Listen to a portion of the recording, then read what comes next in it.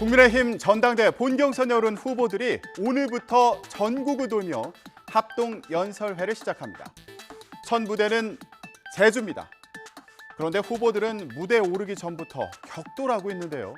주말 사이 김기현 후보의 이 발언이 도마에 올랐습니다. 저는 사실은 다음 대선 나가겠다는 꿈을 가지고 계시면 곤란하다. 현재 권력과 미래 권력이 부딪혔을 때 당이 깨지고 결국 그래서 우리는 다시는 반복하고 싶지 않은 차마 입에 올리기도 쉽지 않은 그런 탄핵이라는 사태까지 우리가 스스로 자초해서 겪었습니다. 탄핵을 언급한 게 논란이 된 겁니다. 안철수 의원은 도대체 어떤 정신 상태길래 저런 망상을 하는 거냐며 안철수가 그렇게 두렵냐고 소리쳤습니다. 김기현 의원도 가만히 있지 않았는데요. 안 의원이 그런 말 할 입장은 아니라는 겁니다. 그다음에 탄핵 발언에 대해서는 본인이 너무나 지금 조급하고 본인이 너무나 공포에 사로잡혀 있는 것이 아닌가. 국민들께도 그렇고 당원들께도 그렇고 정말로 신뢰되는 발언입니다.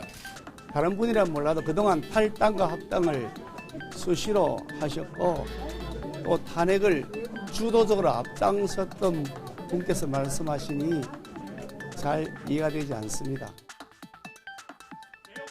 천하람 후보는 컷오프를 통과하며 주목받은 다른 이준석계 후보들과 함께 언론 간담회를 가졌습니다. 최고위원에 도전하는 허은하, 김용태 후보, 또 청년 최고위원에 도전하는 이긴 후보의 모습이 보이네요. 네, 또 김기현 의원 발언에 대해서는 금도를 넘었다고 일갈했습니다. 그런데 여당의 전당대회에 왜 대통령의 탈당이라는, 대통령의 탄핵이라는 결코 등장해서는 안 되는 얘기들이 나옵니까? 아무리 본인의 지지율이 조급해도 정치에는 금도가 있는 겁니다. 이준석 전 대표는 김기현 의원을 향해 박근혜 전 대통령 탄핵 때 어땠느냐며 과거를 돌아보라고 지적했는데요.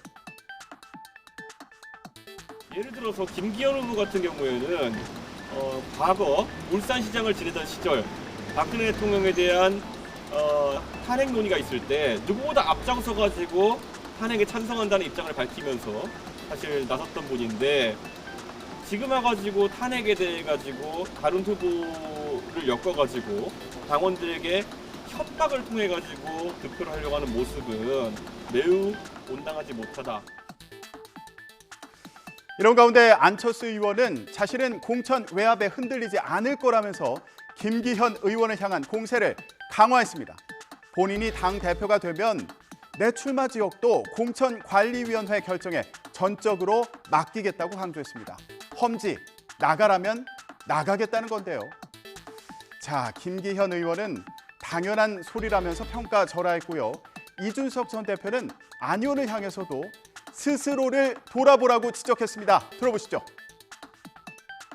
제가 말씀드린 대로 저도 관여하지 않고 정말 그 시스템 디자인이라고 아까 말씀드린 그런 도덕적인 부분들에 대해서는 윤리위원회에서 심사를 한다든지 이런 부분들을 통해 가지고 제대로 시스템을 만들어 놓고 일절 관여하지 않는다면 뭐 다른 어떤 곳에서 압력을 행사할 수가 없을 겁니다.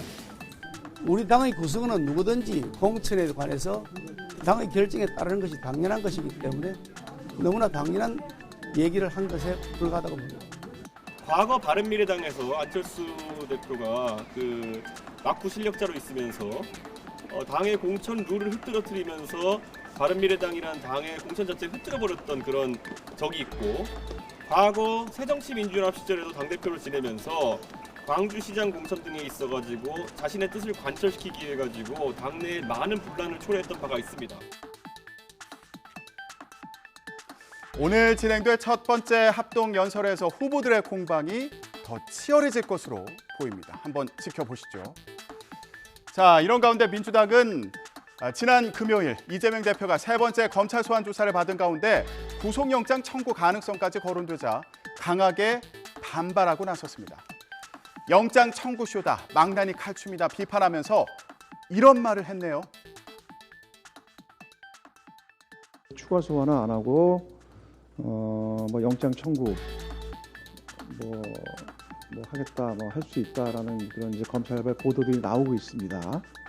그래서 결국 검찰에서 어떻게 할지는 뭐 또 이번 주 지켜봐야 되겠습니다만, 만약에 이런 상황에서 검찰이 영장을 청구한다는 거는 진짜 막 가자는 거죠. 막 가자는 거죠. 어디서 들어본 말 같으시죠? 자, 지난 2003년 고 노무현 전 대통령이 취임 한 달을 맞아 진행한 검사와의 대화에서 나왔던 발언과 비슷한데요. 들어보시죠. 대통령에 취임하시기 전에 부산 동부지청장에게 청탁 전화를 하신 적이 있습니다. 그것이 바로 검찰의 정치적 중립성을 훼손하는 발언이었다고 생각하지 않으십니까? 이쯤 가면 막 하자는 거죠. 우선 일이 되면 양보 없는 토론을 할 수밖에 없습니다. 민주당은 과거 노무현 전 대통령의 발언까지 되새기며 검찰을 강도 높게 비판한 것으로 보이는데요. 민주당은 또 김건희 여사 주가 조작 의혹과 대장동 50억 클럽 의혹에 대해 동시에 특검을 추진하겠다며 쌍끌이 특검 전략을 꺼내들기도 했습니다. 국민의힘은 김건희 여사에 대한 스토킹을 중단하라면서 발끈했습니다. 정윤우 기자가 국민의힘 입장을 전해드립니다. 도이치모터스 1심 판결을 언급하며 주가 조작 의혹은 공소시효가 지났고 전주들은 무죄를 받았다고 지적했습니다. 민주당 특검 요구에 대해선 이러다간 더불어 검찰청이 만들어질 지경이라고 비꼬았습니다. 그러면서 이재명 대표를 둘러싼 의혹부터 해소하는 게 우선이라고 맞받았습니다. 명방위 상황판 제1메뉴로 올라있는 빛바랜 특검 주장에서 리더 하나 잘못 둬 절벽으로 떨어지는 민주당을 보이고 있습니다. 제발 이성 좀 찾고. 민주당의 구상대로 쌍끌이 특검을 추진하려면 다른 야당의 협조가 필수적입니다. 그런데 변수가 생겼습니다. 정윤우 기자가 계속 전해드립니다. 특검 추진에 캐스팅 보트를 진 정의당은 곽상도 전 의원의 50억 뇌물 무죄를 이대로 덮을 수 없다며 50억 클럽 특검엔 찬성했지만 김 여사 특검에 대해선 지금은 논의할 단계가 아니라며 신중론을 펼쳤습니다. 소환 조사를 빠르게 진행하고 명명백백히 밝히는 과정, 이것들이 지금 필요한 상황이죠. 지금은 논의할 단계나 이런 게 아니고 또 저희가 신중하게 접근하고 있고. 국회에서는 오늘부터 이틀 동안 교섭단체 대표 연설이 진행되는데요. 첫날인 오늘 민주당 박홍근 원내대표가 연설에 나섭니다. 김건희 여사, 대장동 50억 클럽에 대한 특검 필요성을 강조할 텐데요. 오늘도 이를 둘러싼 여야 공방이 치열할 것으로 보입니다.